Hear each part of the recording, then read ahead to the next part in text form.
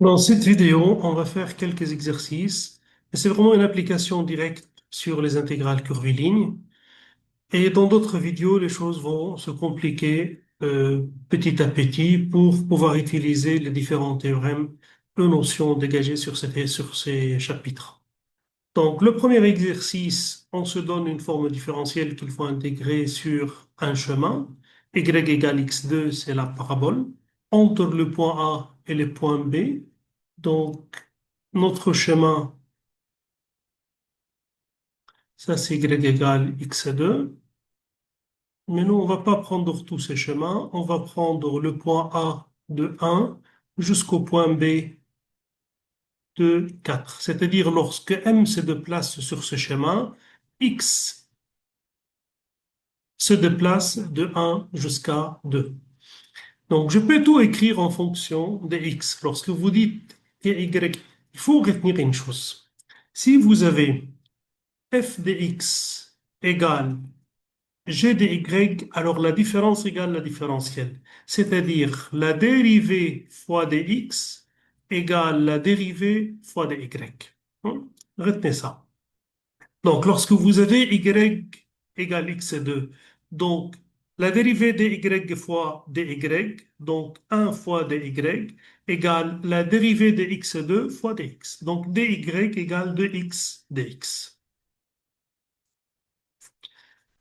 Donc, maintenant, puisqu'on est sur la courbe y égale x2, ben, il suffit de remplacer y par sa valeur. Donc, I égale intégrale x2 moins 2x fois x2 dx plus 2x fois x2 plus x2 au carré dy qui est 2x dx. Donc, j'exprime tout en fonction d'une seule variable. Et lorsque m se déplace de a à b, x se déplace de 1 jusqu'à 2. Donc, c'est une intégrale définie de 1 jusqu'à 2. Donc, c'est l'intégrale de 1 jusqu'à 2. J'ai x2 moins 2x3 moins 2x3, je n'ai pas d'autre. Moins 2x3. Ici, j'ai 2x3 fois dx, donc plus 4x4. Après, j'ai x4 fois 2x, ça fait 2x5. Les taux dx, et là, c'est une intégrale définie qui est x3 sur 3 moins 2x4 sur 4 plus 4x5 sur 5 plus 2x6 sur 6 que je prends entre 1 et 2 et je vous laisse continuer. Maintenant, il te demande est-ce que cette intégrale dépend du chemin? Bah, si le champ est conservatif, alors l'intégrale ne dépend pas du chemin. Est-ce que le champ est conservatif? Ben, il faut calculer la dérivée de y par rapport à x et la dérivée de x par rapport à y. On va appeler la première composante p, la deuxième composante q, et je calcule la dérivée de q par rapport à x, c'est-à-dire je suppose que y est constante.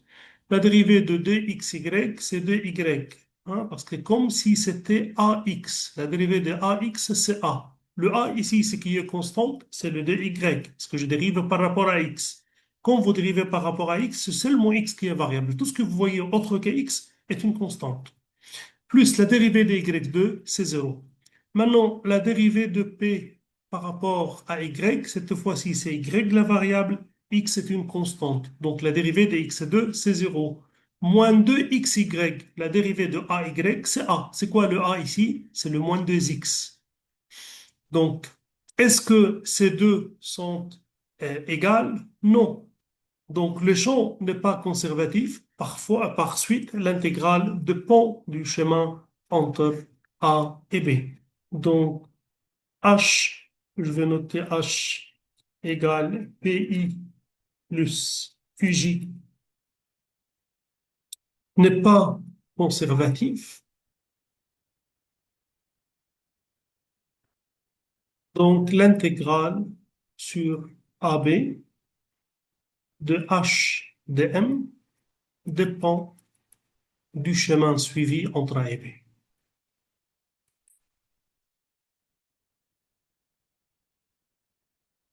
Si vous choisissez un segment, par exemple, qui joue A à B, vous allez trouver une autre valeur.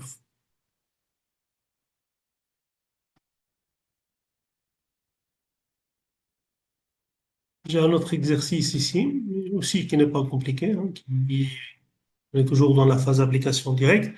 Là, cette fois-ci, notre courbe c'est x2 plus 4y2 moins 4x égale 4. Pour connaître ou reconnaître cette courbe, que ce soit ellipse ou cercle ou autre, vous faites le carré parfait. Donc, et je vous rappelle la formule lorsque vous avez x2 plus alpha x. Pour passer au carré parfait, vous prenez x plus la moitié de alpha, alpha sur 2, le tout au carré, moins ce que vous avez mis ici au carré. Donc, ma courbe C, c'est quoi? C'est x2 moins 4x plus 4y2 égale 4, avec y est positif. Donc, ces deux-là, appliquez cette règle. Ça fait x moins la moitié de 4 au carré, moins le 2 que j'ai mis au carré, ça fait 4, plus 4y2 égale 4. Ça fait x moins 2 au carré, plus 4y2 égale 8. Je vais diviser par 8 pour avoir une égalité égale à 1 au second membre. Donc, c'est x moins 2 au carré sur 8 plus y2 sur 2 égale à 1. Et ça, ce n'est autre que l'équation d'une ellipse de la forme x2 sur a2 plus y2 sur b2 égale à 1. Donc, le centre de cette ellipse, comme vous voyez, c'est le 2. Ah, ça c'est plus y2 sur 2. C'est le 2 0. Hein? C'est le 2, x moins 2, y moins 0 au carré. C'est le 2 0. Et le a, ça c'est le a au carré. Donc le a, c'est racine de 8 c'est 2 racine 2. Donc je vais un peu dépasser les zéros. Ça fait ça. Hein? C'est 2 virgule quelque chose. Et puis le y, c'est racine de 2. Le b, hein? Ça c'est b au carré. Donc, B, c'est racine de 2, c'est un peu plus que 1. Donc, de là à là, c'est B, de là à là, c'est B. Et c'est ça notre ellipse. C'est quoi l'équation paramétrique d'une ellipse? Déjà, le sens positif, c'est comme ça, positif. Et dans notre cas, en fait, il dit c'est une demi-ellipse. Il dit c'est une demi-ellipse parce qu'il prend Y positif. Y positif, donc, Y positif, donc c'est seulement cette quantité. Hein. C'est seulement cette partie. Et là, je passe en coordonnées paramétriques de l'ellipse. Le coordonnées, je veux dire les équations paramétriques, c'est x moins x du centre, x moins 2 égale a cosinus, a qui est 2 racine de cosinus t, y moins 0, hein, donc y égale b, donc racine de 2 sinus t. Et quand vous êtes ici, vous avez t qui va varier de 0 jusqu'à pi. C'est exactement ça. Donc, vous remplacez x, y par leur valeur dans l'intégrale, hein, et vous faites variété de 0 jusqu'à pi, vous avez une intégrale simple. Donc ça, c'est l'intégrale. Je remplace x par sa valeur. Ceci égale l'intégrale donc de 0 jusqu'à pi. X, c'est 2 plus 2 racines de 2 cosinus t x au carré. Fois dy, c'est quoi dy? C'est la dérivée racine de 2 cosinus t dt. Je vais laisser dt pour la fin. Je mets un seul dt. Plus y au carré, donc 2 sinus carré t. Dx, c'est quoi dx? Donc, la dérivée de la première équation fois dx égale la dérivée, donc la dérivée ici fois dx égale la dérivée ici fois dt. La dérivée, c'est quoi? C'est moins 2 racine 2 sinus t, les tout dt. Donc, c'est ça la fonction à intégrer, et ça, c'est une intégrale simple. Il faut juste être bon en primitif, hein, savoir manier et utiliser les primitives de fonctions trigonométriques. Donc, je commence par développer, c'est l'intégrale de 0 jusqu'à pi, vous avez 4 plus 8 cosinus carré t plus 8 racine de 2 cosinus t, le tout multiplié par racine de 2 cosinus t, moins 4, donc moins 4 racine de 2 sinus cube t, le tout de t.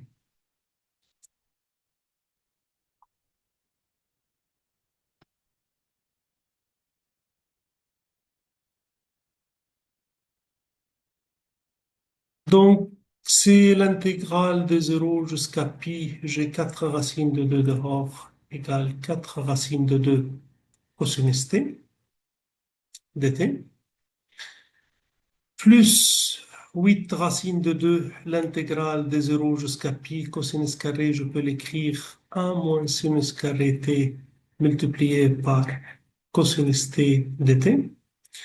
Après, j'ai 8 fois 2, ça fait 16, plus 16 l'intégrale de 0 jusqu'à pi, j'ai cosinus carré t. Cosinus carré t, c'est quoi? C'est cosinus de t plus 1 sur 2 dt, moins 4 racines de 2 intégrale 0 pi.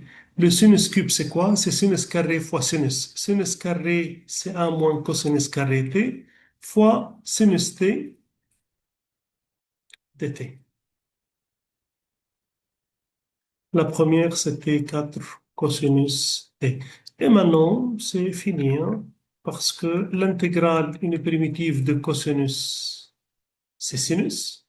Hein, une primitive de ceci, c'est sinus. Une primitive 1 fois cosinus, ça va vous donner ça, ça va donner cosinus t, moins sinus carré fois la dérivée de sinus, parce que cosinus t, c'est la dérivée de sinus, c'est un u prime. Un u prime, c'est moins sinus cube t sur 3. Hein? ud de u, ça fait u3 sur 3. Ici aussi, vous savez, intégrale de cosinus de t, c'est 1 demi sinus de t. Intégrale de 1 demi, c'est 1 demi t. Et là, vous avez moins 4 racines de 2 intégrales de sinus t, ça fait moins cosinus t. Après, vous avez moins cosinus carré, ou bien cosinus carré fois sinus, moins sinus. Moins sinus, c'est la dérivée de cosinus. Donc, vous avez moins 4 racines de 2. Moins, donc cosinus carré fois moins sinus, c'est cosinus cube t sur 3, parce que c'est ud de u, u3 sur 3. Et vous remplacez par pi et par 0. Donc là, c'est une intégrale simple. En fait, dès qu'on arrive jusqu'à l'intégrale simple, je vous laisse continuer seul, hein, parce que je pense que ça, c'est pas un problème pour vous. Et je regarde cette intégrale aussi. Vous pouvez laisser en commentaire si vous voulez que je détaille plus ou si vous trouvez que je suis en train d'aller rapide, hein, juste faites-moi remarquer ça. Intégrale sur la courbe y égale x2 plus dx entre 0, hein, entre 0 et 8. Et b, je vais dire b, 8 ici. Ben, je peux tout écrire en fonction des x. Donc, c'est l'intégrale x varie lorsqu'on se déplace de haut jusqu'à b, x se déplace de 0 jusqu'à 2. Donc, c'est l'intégrale de 0 jusqu'à 2. Je remplace y par sa valeur, dx, plus x plus y, c'est x2 plus dx. Et dy, c'est quoi dy? C'est 2x plus 2 dx. Donc, finalement, j'ai l'intégrale de 0 jusqu'à 2. J'ai x2 plus 2x2, ça fait 3x2. Après, j'ai 2x. 2x plus 4x, ça fait 6x. J'ai x3, 2x3 plus 2x3. Après, on a dit, c'est bon, je pense que c'est ça. Oui, peut-être je n'ai pas fait attention ici. J'ai x plus 2x, ça fait 3x. 3x fois 2x, ça fait 6x2. 6x2 plus x2, ça fait 7x2. J'ai x2. Et puis, j'ai 3 fois 2, 6x2, donc ça fait 7x2. Après, j'ai aussi 6x là plus des x, ça fait 8x. Les tours des x. Et à partir de là, c'est 7x3 sur 3 plus 8x2 sur 2 plus 2x4 sur 4. Entre 0 et 2, je remplace par 2, moins je remplace par 0. Bon, je me contente de cette partie et je ferai des exercices de plus en plus avancés, hein, dans les prochaines vidéos.